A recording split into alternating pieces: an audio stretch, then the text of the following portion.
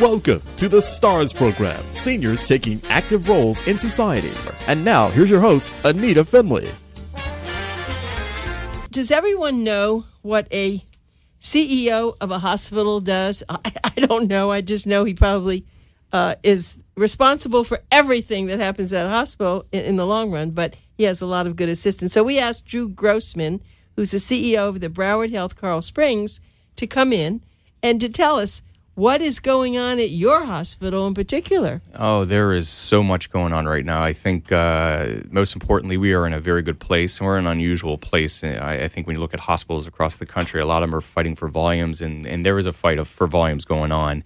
But especially in the Coral Springs area and just north of it in the city of Parkland, there is tremendous growth going on. About a year and a half ago, we did a population study that really focused on what is really happening within the own city of Coral Springs, Parkland, and other areas such as Tamarack, which is becoming very young, as a matter of fact. Is it really? Yes. It never was, so now it's yes, switched. Actually, in meeting with some of their city officials and their mayor, they've noted that the average age has gone from about 66 to about 44, 45 now, and will continue that trend maybe downwards. A lot of that is just the older population has either moved out, deceased, unfortunately, as well as younger families moving in that can get some of that affordable housing. So you're starting to see a very young and vibrant community in Tamarack as well. Well, Drew, just recently, of course, I've been so involved with boomers and seniors, they said now that the millennials, Yeah, the millennials, yes. Millennials, that's a little bit of a tricky yes. word. Millennials are now outdoing or outpopulating the boomers. They're like, I forget what the term was, but they are coming on much stronger. They're coming on So much that's what you're stronger. I think eventually, yes, they will outnumber any of the older population. But then again, the life expectancy is increasing tremendously. You know, men are living up to their high 70s and women are in their 80s now as an average life expectancy. So even as that population grows, it might get even further, make its way. So the men are in the 80s and maybe the women towards the 90s living. So, you know, it's because of the advances we have in our technology, our sciences, research, all that stuff. Better healthcare people are much more informed today through the internet, and obviously can make the right choices. You know, whether, one night, do you want to go to McDonald's or do you want to go to something that's much healthier? So that's what it boils down to. But yeah, well, I remember Coral Springs, that place. I grew up in Miami. It was way far out. I didn't know what it was, yes. And what's your population now in the the city? It's kind of funny you said that here at the beginning. People still say, nobody lives in the West, especially if you're a person on the East Side. But I think what people need to keep in mind is 60% of the healthcare population here in South Florida literally lives west of I-95. So that's the majority of the growth. So the city of Coral Springs is roughly around maybe 125, 128,000 and growing. And just to the north, the city of Parkland, which actually, when I moved there, and I am a resident of that city, when I moved there back in 2002, it was about maybe 23,000, maybe 24. And it is right now tinkering around 26, 27. With the ability, as the housing is growing right now, there's about 3,000 to 5,000. I keep hearing those different numbers, but 3,000 to 5,000 houses are being built in a piece of land that was part of Palm Beach County, was annexed over to the city of Parkland, really to Broward County, which lands in the city of Parkland. And with those houses being built, we're looking at this population going from about 26, 27 up to 37,000 and beyond. There's other available land out there that will eventually come into either the city's domain or whoever buys it up, whether they're going to create more residential, maybe a little bit of commercial, whatever they're intending to do in the future. But that population can literally go over 40,000 in the coming years. And as part of that population study and looking at that, that's where we had to say, whoa, we've got a lot of competition in our area. We've got the competitors out there setting up stuff, either it's urgent care, physician service offices, so forth. Broward Health has got a presence out there, obviously, from the city of Coral Springs. We want to branch that out eventually within any of these cities that we're sort of talking about. And there could be others, and there are other things that we would like to do in the future, depending on how we can change things. But with that being said, we noted that the ER got expanded 4 years ago. And just as a matter of fact, when we expanded that ER, when I first came on board almost 10 years ago, it was about 47,000 visits a year. Today, with 2 more days left in the fiscal year, which is today and tomorrow, and we'll start the new one on July 1st, we are already over 68,000 visits this year alone. Amazing. Last year, we did over 63,000. So we've increased by another 4,500 plus visits this year alone. A lot of that goes to the fact of people who still obviously need inpatient or ER services. People, like I stated before, have different insurances now. Maybe that doctor doesn't accept it and they don't know where to go. They have to either find a new primary, but when all else fails or they have a doubt in their mind, our ER is always going to be there for them. So we've seen that increase. So with the ER expansion 4 years ago, as I'm noting the population growth, what is going on in these different cities, we actually came to a sort of a fork in the road and said, are we going to expand this hospital? Or are we just going to keep doing the status quo and, as I say, kick the can down the road? We're going to stay the same. Well, we can't do that, especially when the ER just keeps expanding with the visits. So through this population study that we did over the last year and a half, and we presented to the Board of Commissioners back in December of 2014, a plan on what this expansion would look like. At that time, it was for 3 floors, even though we're a 4-floor building. And just recently, we got another $8.8 million added to shell a space for the future use, whether it's inpatient or outpatient needs. So the whole project's now to the tune of $64.8 million. So we will be expanding this hospital. We currently have our program manager and our architects on board, and we will soon be selecting our contractor, our construction firm coming up. So we look forward to this. What's your dream for the hospital to be known for? The dream of this hospital is obviously to be known for pediatrics. I think with the growing population out there, again, as part of this study, was seeing at least over 3,000 more children coming into the area in these next 3 to 5 years. As part of that, we have excellent pediatric services. We are an affiliate of the Chris Everett Children's Hospital, or the Children's Hospital from downtown. And we have our pediatric intensive care unit reopened again this mid-May. We have upgraded all of our ER services, the pediatric floor, the pediatric ER, as I was mentioning, and really bringing on more people on board. We're looking for pediatric endocrinology. We're looking at diabetic type stuff and other illnesses. Obviously, we have a great peds ortho program, and that's going to continue to grow. Peds urology, we're one of the very few within Broward County that actually offers this type of service. Peds GI, which is growing, and just peds general surgery. So really just the whole pediatric service line is what we're looking at. So that's what one aspect of this hospital is definitely going to be known for. It's already made its mark over the years, but we're going to take it to another level. Others is women's services, everything from labor delivery, maternity care.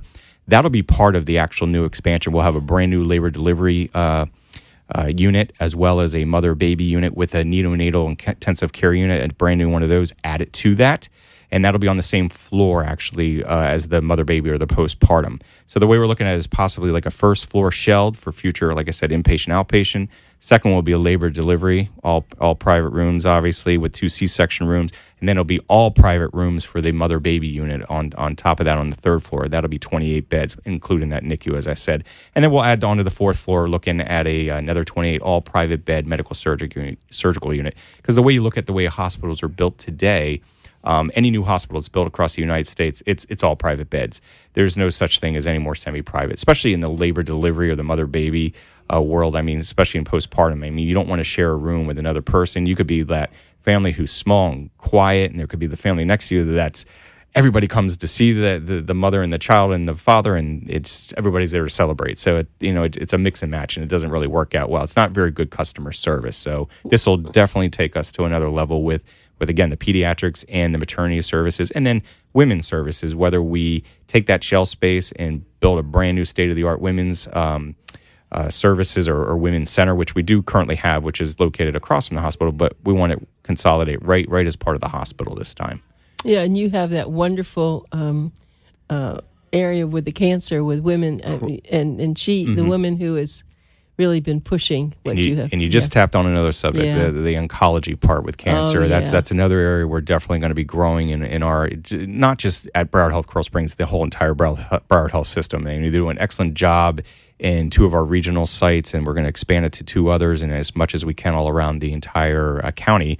And then on top of oncology, something that we want to do is we would really love to develop our neuroscience or our stroke program to another level, as well as maybe look at future cardiac needs that might be needed out out in the service line. So, I mean, those are just preliminary things. You have to take a deep breath. Yeah. Do you sleep at night? Sometimes I do. Whether or not we get to these plans, these are just things we're trying to map out, and you're seeing what's going on out in the community and so forth. And like I said, the competition's rolling in because of there's affluency out there, there's growth, and everybody wants a piece of it. And I think, again, we're going to do what's best for us and hopefully get in on that market. Well, I hope that when you first moved to Parkland, that you bought a house, because I can tell you right now it has increased in value. Yeah. Matter of fact, I moved from one neighborhood to another one just a little over a year ago. So, yeah, actually, I got in, I probably had a good time where it was kind of still hovering. But, yeah, you can see the growth of the housing and the pricing going up. I think the economy has bounced back somewhat.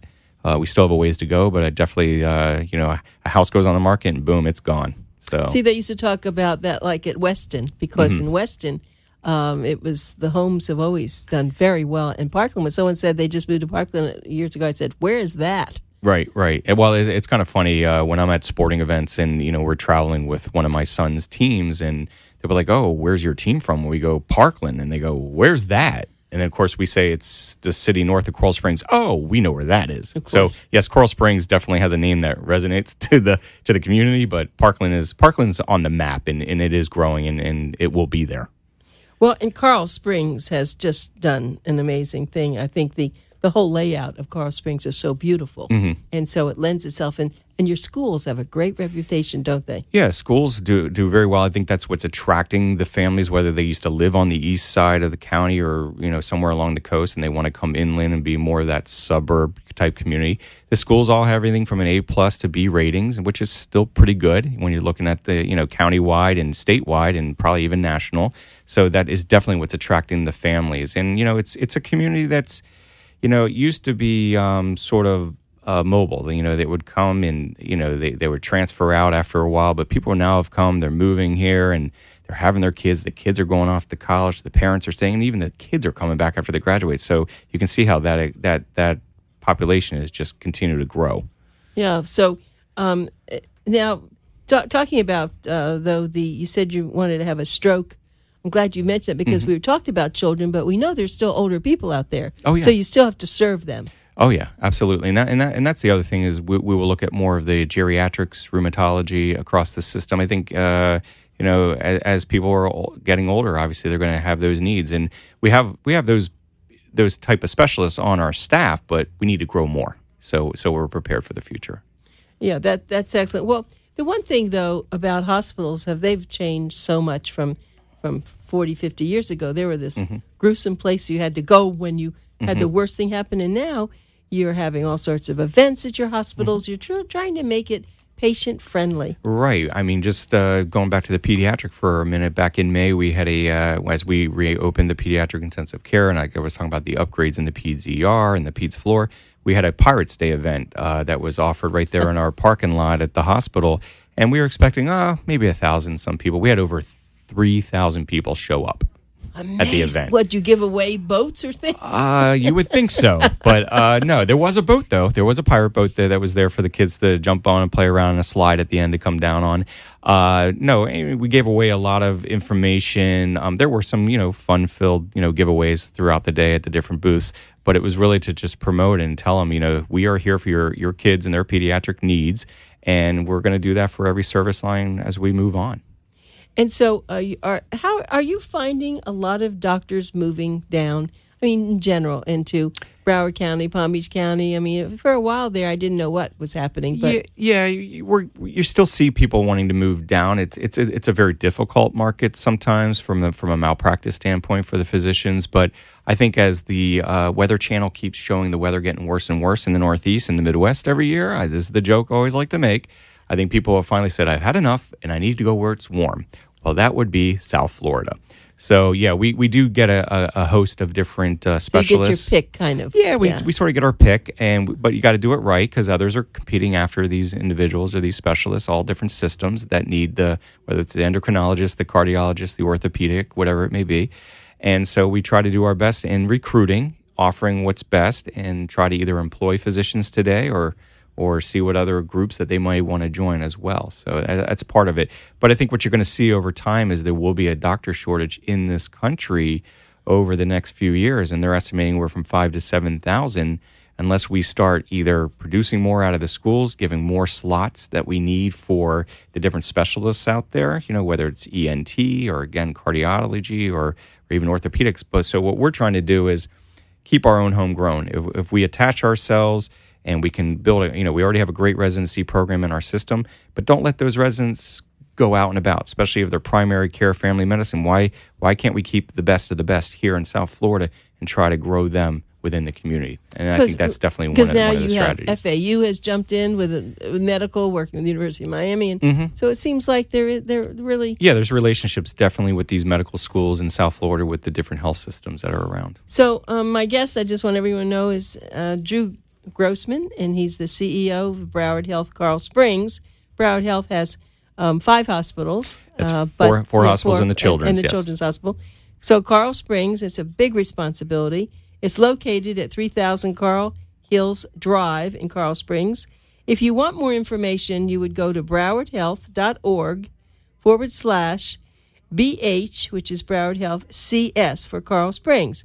But the nice thing to know is that even if you don't live in Coral Springs and you're having an emergency somehow and you're visiting, you can go to the Coral Springs Hospital, right? You can go to the Broward Health Coral Springs Hospital, the Broward Health Coral Springs Urgent Care Center, located in the Magnolia Shops, which is off of University and Westview Drive, right in Coral Springs, right near the Sawgrass Expressway. So it's another alternative also. But that's something you run. It's run by our system, absolutely, and where we have a primary care doctor there as well as urgent care physicians that are there to take care of any small needs. Obviously, if it has to be something that goes above and beyond to another level of care, they will refer them right to the hospital. Well, give us some examples of that. When would someone know to do that rather than go directly to the hospital? Maybe they come in, they have shortness of breath, they're not sure what's going on, and the doctor may think, well, it's maybe more than shortness of breath. You may be having an asthma, or maybe you're having chest pains, and we need to actually get you to a hospital instead of an urgent care. Somebody comes in with a sort of laceration that they think it might have some bone or structural or fracture damages, and they think, oh, well, they can't do it in the urgent care. They might be able to stabilize it,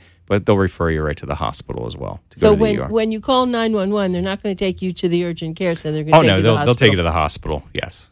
And so, well, that's, people, because every time you call a doctor's office, the first thing they say is, if you're having, difficulty, call 911 if we can, Right. So it's like, okay. I don't know much about you. Where did you come before you did this? A lot of people wonder where I come from. Where'd you come from? Mars? Mars. Yes, Mars. Definitely Mars. That's a nice planet there. Mars, Pennsylvania, right? Well, I actually came from Pennsylvania. That's where I grew up. See, you nailed it. You have ESP. That's psychic, right? Yeah, I grew up in South Central Pennsylvania, actually, in the Harrisburg area. That's where I came from. But I'm a big Pittsburgh guy because that's where my family roots come from. So that's where I grew up. I went to Penn State undergrad, and then did my master's in health services at George Washington University in D.C. So that's how I landed down here in South Florida. You have to do a year residency program. I did that at a hospital down here, and then I also worked in California before I came back to South Florida. And did you always know you wanted to be an administrator of a hospital? At one point, I was really thinking of medicine. That's what I really wanted to go into, and those were the plans. And then somehow I went to the other way in the fork in the road and just decided I definitely want to do something in healthcare. That was my background. I have a health science degree from my undergrad, and I just knew that's where I wanted to branch into. And just one day, just talking with my father, he said, you would be great on the business end maybe of healthcare. Let's look at the programs that are out there. So I started to venture and look at programs, and there was one in my backyard when I was living in the Maryland area, which was in D.C., and I went and spoke with the professors and talked to a couple other current students, and then the next thing I said, I can do that. And the rest is history. And I hear you do it very well, but it's true. But people like you are needed because, yes. I love doctors, but most doctors, when they're having in their offices, they're not really as directed as they should be. Always need a strong person to manage everything. So that's what you're seeing in the hospital. At the end of the day, it's myself and my fellow administrators from the finance, the nursing, and the operations side. We're there, and we've got our expertise, and we run those operations all day long. We want clinicians. We definitely want clinicians or the doctors to have, be empowered and have an ownership or a part. But we're the ones who have to run that during the day, or really 24/7, 365. And we just want them to be happy as being clinicians and doing what they do best and providing the best quality care and the best medicine they can. And something I'm noticing when I go down to the Broward Health General Hospital, they really, and I'm sure you do too, celebrate the nurses. Yes. It's so important, and for so long, I guess we didn't talk about that. Nurses are definitely the one thing I learned at the beginning of my career is they are your army. Do not mess with them. And I have lived by that for over the last 18 years of doing this. And they are the true heroes on top of our men and women out there serving our military. And they do some of the most thankless work possible, but they do it with a smile on their face. Some of them absolutely enjoy every minute of it. They were born to do this. And then they've worked their ways up into different management roles and administrators as well. And some of them turn out to be some of the best administrators too. Yeah. So because they understand from in the trenches of the floors right to the executive office. Right. I'm sure throughout the hospital, your hospital, and others, there are people who stand out, and I know that Lisa stands out a lot. Lisa Picard. Yes. She really has done so much, and I hope she's still well. You know, she's getting cancer. She's doing very well. I think right now it's in remission, all of it right now, from what I've heard. And when I see her from time to time, even whether she's not feeling well or not, I don't think you'll ever know it because that lady puts the biggest smile on her face. And if there's somebody who's having a down and out day, all you need to do is sit down with Lisa Picard for at least 1 minute or 2 minutes, and you'll feel better about yourself. But she'll tell you never to be a quitter. She doesn't quit. And I think that's the one thing that we respect so much about her. She is always out there in the community talking up on the breast cancer fund, just breast cancer awareness, breast cancer events. I mean, you just name it. And she is always out there. And we are so thankful to have her and her brother and the entire family, the Bocard family, to be part of this breast cancer fund. Yeah, people don't understand just how serious it is, especially now with Lisa. I know it's had it 3 or 4 times. I mean, she goes in remission, then it pops up again, and I don't even, it's hard to talk about. She's been on the show with her brother because she's really a very, she's unique. Oh, and absolutely. And we're happy to, have, and you're responsible in the sense now. I don't mean responsible for breast cancer, but you're responsible for her in a way because she sits in now is she part of the women's health or is she part of the... She helps definitely with our women's health growth when she's out there and she's working with our marketing and community ed manager and being at those different events and be able to talk on the subject for somebody who has not just lived but continues to live with this disease. And you couldn't ask for a better person to promote that as well as just to kind of drive us on this whole thing. But definitely her face and the name and everything is right there every year in March when we do the Women's Wellness 5K Run Walk, which also goes in hand with the City of Coral Springs Half Marathon. So this year we actually had, I guess it was somewhere around 1,400 to 1,600 runners and walkers this past March, and the event raised over $35,000. I know it did because the mayor, I believe, came to the Broward Health Foundation meeting and gave that money, which and it's someone like that has to spearhead. That's right. Something that's very, very exciting. Right. Now that we're going to be getting into hurricane season, I hope it bypasses this again. How is your hospital managed to take care of that for the public or for your patients? Yeah, we actually do a tabletop drill, it's called, every year on hurricane preparedness. So we literally have every manager from every different branch from the ER to the different floor units, whether it's medical, surgical, telemetry, critical care, to all of our support services from pharmacy, quality, facilities, service, and you just name it, lab. And we literally go through everything to make sure who's going to be there before the hurricane hits, if we know that it's coming directly towards us, who's going to be there during, and then who's there after. So that's all mapped out. So we definitely have those different managers that are there, again, before, during, and after, as well as making sure they have their core group of workers there, nurses and support staff all throughout the building.